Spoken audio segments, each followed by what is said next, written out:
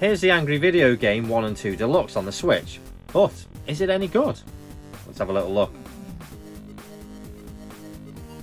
With inspiration from all his encounters in his YouTube videos, he now has his toughest battle yet.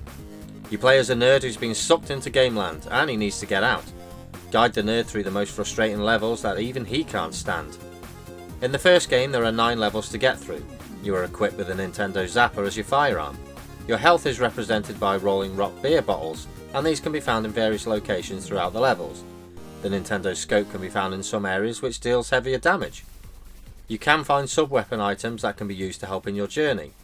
There's a beer keg that can be used to fully restore your health, rocks that damage enemies on contact, F-bombs which deal heavy damage to enemies, Glitch Gremlin which causes the game to glitch and freeze enemies where they stand for a short time, Super Mecha Death Christ 2000 which plows through all enemies on screen.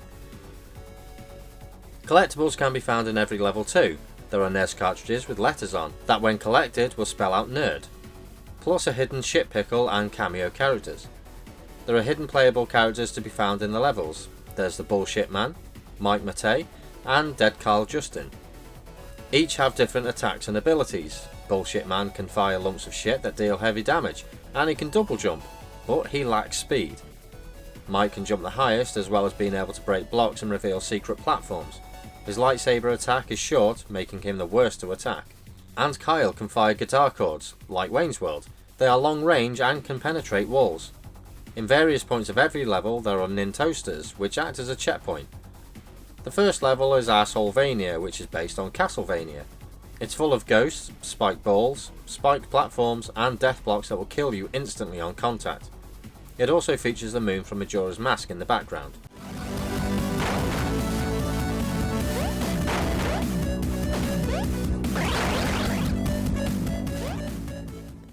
Level 2 is Happy Fun Candy Time.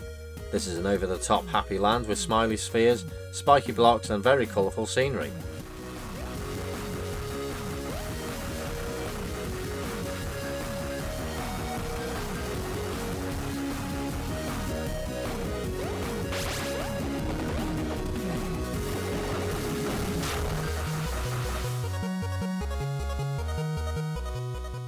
Level 3 is Future Footballs 2010, full of laser beams and yet more death blocks. This is something you need to take time and patience to get through.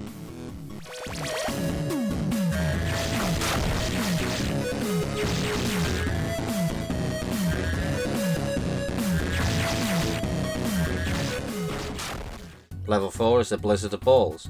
This is a Christmas themed level with angry snowmen and plenty of fire, as well as shitting reindeer.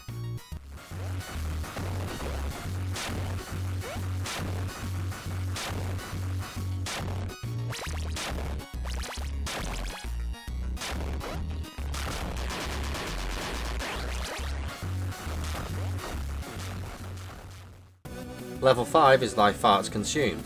This is a parody of a Doom level with flaming skulls and shit monsters that spit out shit.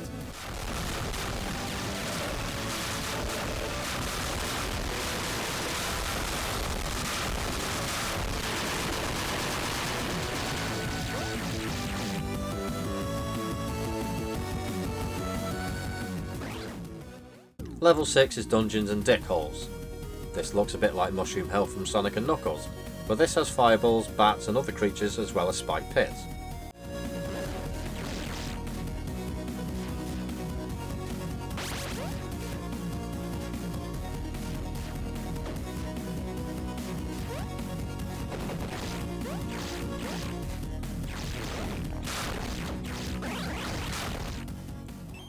Level 7 is Beat It and Eat It, a nod to the Atari game, which is full of everything erotic, naked dancers, dildos and boobs.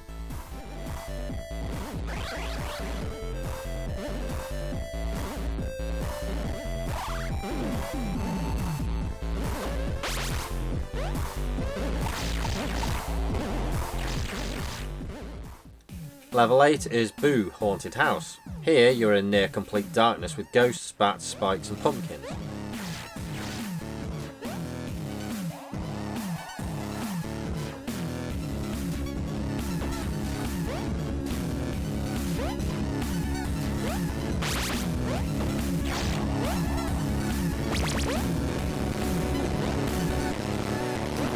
final level is one of the toughest, with spikes, lasers and missiles to deal with. Your final battle is with Fred Fox. There are many difficulty levels in this game, and I'd advise easy to begin with. There are 3 extra difficulties to unlock when you complete hard mode.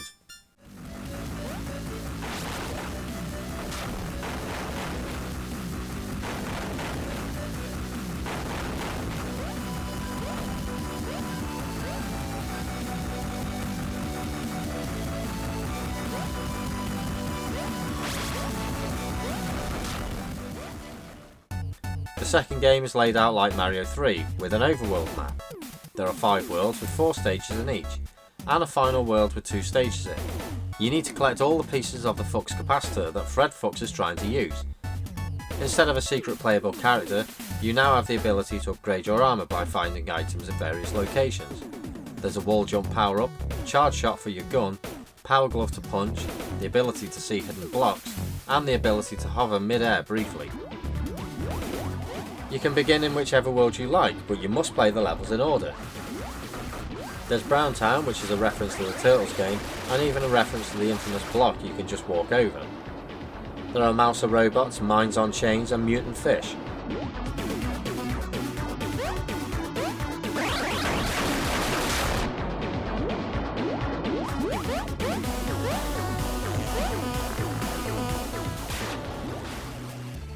Monster Madness. This is a creepy level that is black and white until you press a button, where everything turns into colour.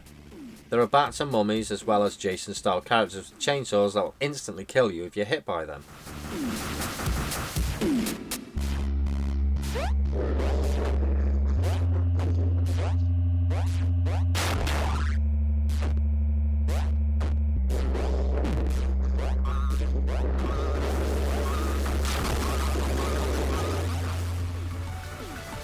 Board James is based on the Board James videos, where everything is board game related. Mice and airborne counterpieces are your enemy, as well as Hungry Hippo.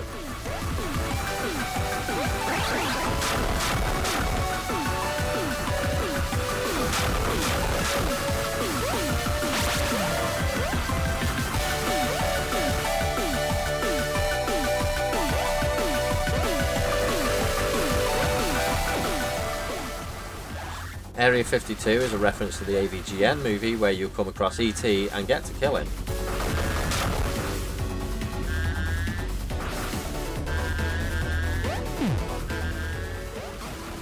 Nerd Gaiden is a reference to Ninja Gaiden, where huge shurikens are a danger and ninjas are your enemy.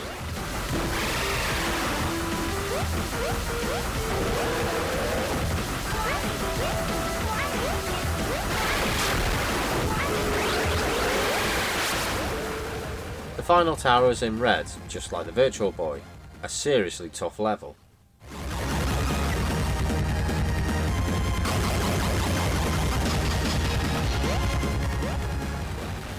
The Tower of Torment is the final chapter and only unlockable after completing the previous 2 games. In this game you need to avoid the big rig that speeds past, killing everything in its way. In the second section the truck will be in reverse going faster, a reference to the big rigs game. In the third section you need to climb the level vertically, but you need to go off screen to appear on the opposite side. There are plenty of death blocks here to stop you. The final boss here is the fucking rabbit. He will shoot anvils and rocket carrots at you as well as fire. The only time you can attack him is when he tries to shit on you, but all you need to do is shoot him in the ass. But is this game any good? I had my doubts, but it's very good. The first thing I noticed was the vibrant graphics. They make it look as 8-bit as possible with a modern twist. The level designs are what you'd expect. Especially knowing what the nerd hates, you'll know it'll have the added extra hard sections that will infuriate you. The character designs and enemies look great too. The music is fantastic and suits every level. The gameplay is very addictive and a lot of fun. With added bonuses of hidden cameos and playable characters, as well as collectible items, this will keep you coming back. And of course there's all the gore. When you kill enemies, they blow up in a blood-soaked meaty mess. And the same happens to you if you get killed. I completed the whole game in a few sit-ins, but I enjoyed every moment of it, and I'd still go back to it and try to find those last few items. Owning a physical copy is the more expensive option, but it was a limited run game that will always demand a high price. But you can wait for it to go on sale on the Nintendo eShop. It normally goes for around £5 when it's on offer. I was expecting an impossible challenge on easy mode, but it wasn't that bad. It offers you extra power-ups as well as unlimited lives. I haven't tried the harder modes, but from my experience of the easy mode, I know it will be a nightmare to get through. I can't really fault this game that much. It's a well balanced game that's a lot of fun, but I give it 90%.